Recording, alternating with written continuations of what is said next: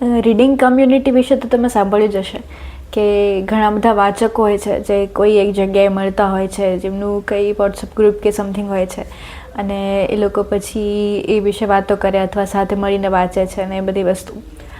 તો મને એક વિચાર આવ્યો કે જેમ રીડિંગ કમ્યુનિટી છે એમ એક ક્રાઇંગ કમ્યુનિટી પણ હોવી જોઈએ, કે જે માણસને રડવાનું મન થાય છે, કે જે માણસને કંઈક અંદરથી ઇમોશન્સ એના બહુ છલકાઈ રહ્યા છે પણ એ કદાચ ખુદ નથી સમજી શકતો, અથવા તો એને એવી સ્પેસ નથી મળી શકતી કે જ્યાં એ ઇમોશન્સને બહાર કાઢી શકે. તો એવા લોકો માટે પણ એક એવી કમ્યુનિટી હોવી જોઈએ કે ધારો કે કોઈ વ્યક્તિ છે જેમને બહુ ખરાબ ફીલ થાય છે કે અંદરથી રડવાનું આવે છે, તો એ માણસ એ કોઈ જગ્યા પર પર્ટિક્યુલર જગ્યા પર જશે અને જ્યાં એની જેવા બીજા લોકો પણ હશે કે જેને અંદરથી ઘણી બધી વસ્તુ ફીલ થાય છે પણ એક્સપ્રેસ નથી કરી શકતા. તો એ લોકો એકબીજાની વાતો શેર કરશે, ઇમોશન્સ બી શેર કરશે.